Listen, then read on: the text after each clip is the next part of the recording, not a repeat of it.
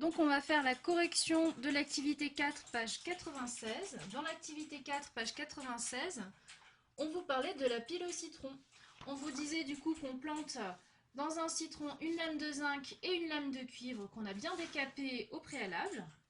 On relie ces lames à un voltmètre et on nous dit que la lame de cuivre elle est reliée à la borne plus du voltmètre et la lame de zinc elle est reliée à la borne moins du voltmètre.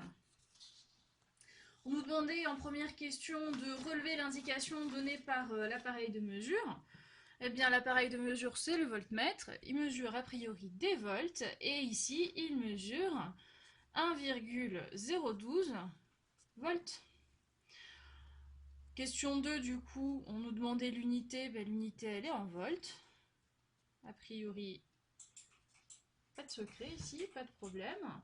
On nous demandait ensuite de préciser ce que représentait cette valeur en volts pour la pile.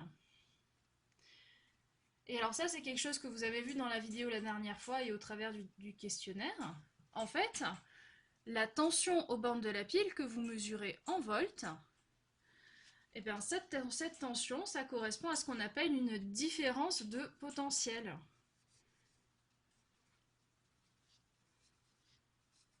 Et nous, on sait que les couples d'oxydants réducteurs, ils ont chacun un potentiel standard. Une différence de potentiel, en général, nous, on appellera ça une DDP.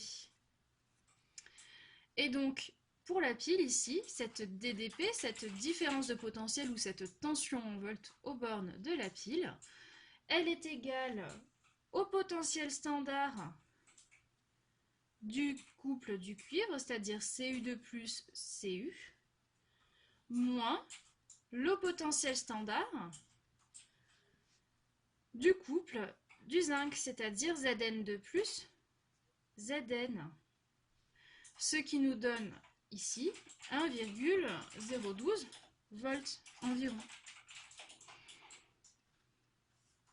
En question 4, on nous disait qu'on recommençait l'expérience en remplaçant le zinc par du fer et ensuite par du plomb.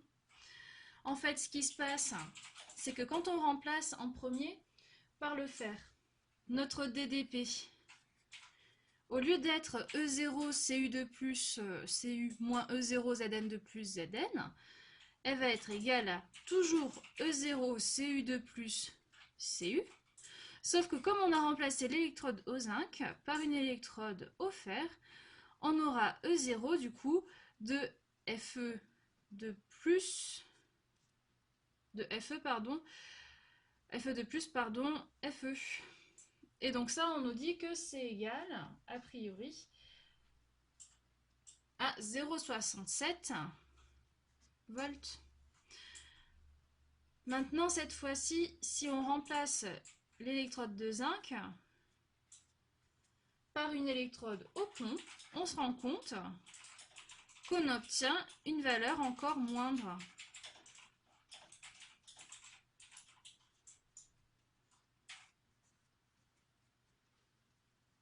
On nous donne du coup 0,32 volts.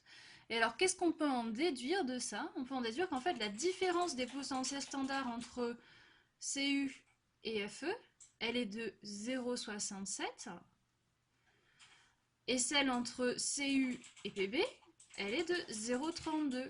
Ce que ça veut dire en fait, c'est que sur votre échelle des potentiels standards, en fait les couples ils sont de moins en moins écartés. En premier ici on va avoir Cu2 plus, ici on a les E0, Cu. Tout en bas on aura du coup Zn2 plus Zn, avec une grande différence de potentiel entre les deux.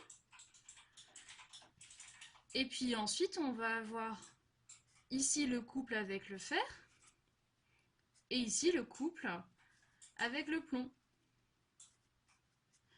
Donc pour répondre à la question 4, on nous demandait de comparer les mesures effectuées avec les différents métaux et la place de ces métaux dans la classification des couples oxydants-réducteurs. La classification des couples oxydants-réducteurs, en fait, c'est l'échelle des potentiels standards E0.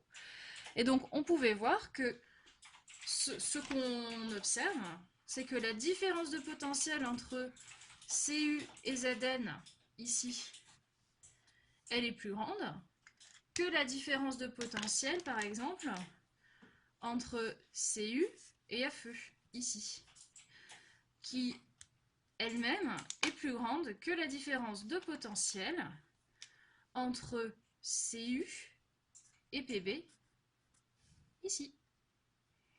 Donc ici, vous avez la DDP de CU et PB. Hop. Ici, vous avez la DDP, la différence de potentiel du coup entre CU et ZN. Et là, vous avez la différence de potentiel entre CU et FE. En fait, on fait la différence des valeurs qu'on arrive à lire ici, là, là et là en fait. Voilà, c'est tout pour cette activité.